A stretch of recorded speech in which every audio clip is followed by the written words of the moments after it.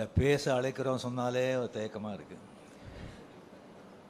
ஏன்னா நான் பேசினாலே ப்ராப்ளம். ஒன்று எனக்கு ப்ராப்ளமும் மற்றவங்களுக்கும் ப்ராப்ளம்.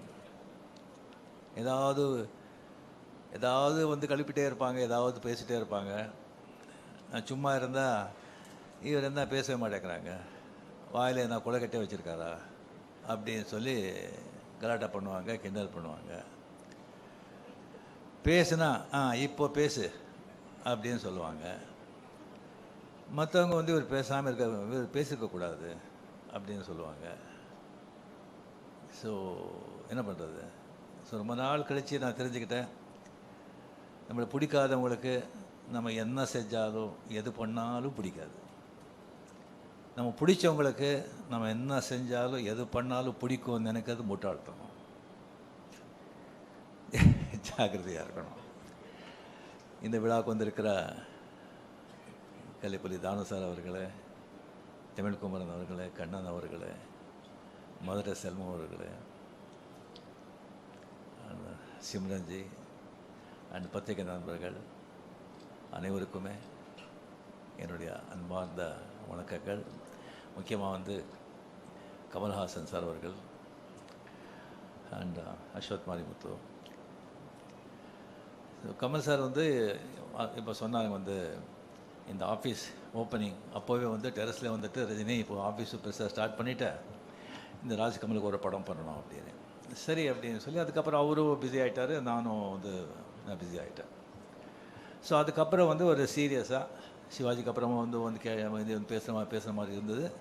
அதுக்கப்புறம் ஒரு வாட்டி லாஸ்ட்டு வரும்போது அவர் டோன்லேயே கொஞ்சம் இதாக இருந்தது, படம் பண்ணணும் அப்படின்னு.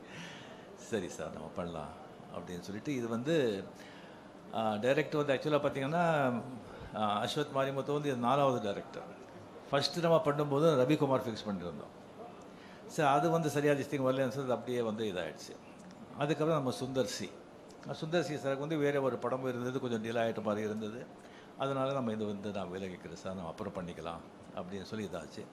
அதுக்கப்புறம் நம்ம சிவி சக்கரவர்த்தி, அவர் கதையெல்லாம் கேட்டு ரொம்ப நல்லா இருந்தது. பட் என்ன சொல்ல, ரொம்ப சென்சிட்டிவ் சப்ஜெக்ட் அது ஒரு கம்ப்ளீட்லி ஒரு நியூக்ளியர் சயின்டிஸ்ட் பற்றி, அந்த நியூக்ளியர் வெப்பன்ஸ் பற்றி, ஷூட்டிங் ஆப்கானிஸ்தான், ரஷ்யா, அந்த மாதிரியெல்லாம் ஒரு ரொம்ப நைஸ் சப்ஜெக்ட். பட் ரொம்ப ரொம்ப சென்சிட்டிவ், ரொம்ப ரொம்ப ஜாகிரதையாக டீல் பண்ணுறோம், டைம் கன்சியூமிங். ஸோ அதனாலே வந்து அதை வந்து நம்ம அப்புறம் இது பண்ணிக்கலாம் அப்படின்னு சொல்லும்போது தான் அஸ்வத் மாரிமுத்துவை நம்ம வந்து இந்த படத்துக்குள்ளே வந்தார். இப்போ கமல் முதலே சொன்ன மாதிரி இந்த டென்ஷன் எனக்கு வந்து ஏன் அப்படின்னு சொன்னால், கமல் வந்து கூப்பிட்டு, ரஜினி நான் கதையும் கேட்க மாட்டேன், எதுவும் கேட்க மாட்டேன், நான் எல்லாத்தையும் உங்ககிட்ட விட்டேன், நீங்கள் என்ன சொல்கிறீங்களோ அதை நீங்கள் பண்ணுங்க அப்படின்னு சொல்லிட்டாங்க. அதே தான் பெரிய ஒரு டென்ஷன் ஆகிடுச்சு நமக்கு. ஃபுல் ரெஸ்பான்சிபிலிட்டி நம்ம போட்ட பிறகு அவ்வளோ பெரிய ஒரு ஜாம்பவான் சொன்ன பிறகு தான் எனக்கு வந்து அதுக்கப்புறம் வந்து அவர்கிட்ட நான் சொன்னேன், இல்லை கமல் சார் இந்த கதையெல்லாம் வேண்டாம், எல்லாம் நம்ம தலையில் கட்டிடாதீங்க, நீங்கள் கதையை கேட்டு நீங்கள் ஓகேன்னு சொன்ன பிறகு தான் நான் வந்து ஃபோர்ஸ் பண்ணி அந்த கதையை கேட்டார். ஸோ கதை கேட்டு நல்லா இருக்குது அப்படின்னு சொல்லி இந்த படத்தை வந்து நம்ம வந்து இது பண்ணியிருக்கோம். டெஃபினட்டாக நம்ம என்ன சொல்லி என்ன பண்ணால் கூட அஸ்வத் மாரிமுத்து மேலே வந்து பெரிய ஒரு ரெஸ்பான்சிபிலிட்டி இருக்குது. அதுக்காக எல்லாமே வந்து உங்கள் தலைமையில் நம்ம போட்டுட மாட்டோம். 100% நம்ம எல்லாம் சேர்ந்து it's a group work, it's a combined work, it's a team work. எல்லாமே சேர்ந்து நம்ம வந்து ஓன்லி சக்ஸஸ் நோக்கி தான் நாம் வந்து இதை உழைப்போம். அண்ட் டெஃபினெட்லி படம் நல்லா வருவாங்கிற நம்பிக்கை எனக்கு இருக்குது. Very energetic director, young blood. அவர் படம் அந்த டிராகன் படம் பார்த்து எனக்கு ரொம்ப பிடிச்சிருந்தது. அது என்டர்டெயின் மட்டும் இல்லாமல் ரொம்ப டிஃபிகல்ட்டான சப்ஜெக்ட், அதோட ஒரு நல்ல மெசேஜ் வந்து அதில் வந்து கொடுத்துருந்தாங்க. It's an excellent has a cameraman and crew. ரொம்ப ரொம்ப ரொம்ப திஸ்டிங் நல்லா வந்திருக்கு. கடவுள் பணத்தில் நல்லா வரணுங்கிற நம்பிக்கையும் இருக்குது. அண்ட் கமலில் என்னுடைய வந்து ஃப்ரெண்ட்ஷிப் பற்றி ஆல்ரெடி நம்ம எவ்வளோ சொன்னால் கூட அது வந்து கம்மி தான். அவர் வந்து எனக்கு வந்து அவர் செஞ்சுருக்கிற எனக்கு வந்து உதவியா இல்லை என்கரேஜ்மெண்ட்டா இல்லை கோஆப்ரேஷனாக என்ன சொல்கிறதுன்னு சொல்லி அதுக்கு வந்து நிறைய பேர் தெரியாது. 75, 76, 77 அவர் வந்து மிகப்பெரிய ஸ்டார். அப்போ தான் நான் புதுசாக வந்ததெல்லாம். இளமை மஞ்சளாகிறது நிறைய பேர் பார்த்துருப்பீங்க. அதில் வந்து எவ்வளோ பெரிய பேர் புகழும் எனக்கு வந்து கொண்டு வந்து கொடுத்த படம் அது. அதில் முதல்ல நான் பண்ணுறதா இல்லை, அந்த கேரக்டர் வந்து ஜெய் கணேஷ் பண்ணுறதா இருந்தது. நான் அது கன்னடா, தெலுங்கு, தமிழ் தான் பண்ணிகிட்டு இருந்தேன். அவர் டேட் கேட்கும்போது டேட் கிடையாது. அப்புறம் கமல் வந்து ஃபோன் பண்ணி இன்சிஸ்ட் பண்ணி, இல்லை சார் இளமை மஞ்சள் ஆகிறதுன்னு போடுறீங்க, நீங்கள் ரஜினி போடுங்க, ஸ்ரீதர் சார்கிட்ட சொல்லி, அதுக்கப்புறம் அவரே எனக்கு ஃபோன் பண்ணி, ரஜினி நான் கூட டேட்டில் அட்ஜஸ்ட் பண்ணி தான் பண்ணுறேன், நீங்கள் பண்ணுங்க வாங்க நல்லா இருக்கும் அப்படின்னு சொல்லி அவரால் தான் அது இளமை கொஞ்சம் அழைக்கிறது படமே நான் பண்ணது.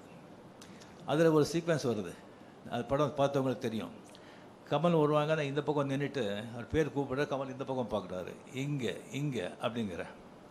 இன்னும் ஒரு வருதுக்கு முன்னாலே வந்து நான் டைரக்டர் சார் ஸ்ரீதர் சார் கிட்ட பேசும்போது நான் இப்படி பண்ணுறேன்னு சொல்லும்போது, சரி நல்லா இருக்குது, பட் கமல் ஒன்றும் தப்பாக நினைக்க மாட்டாரா அப்படின்னு கேட்டார்.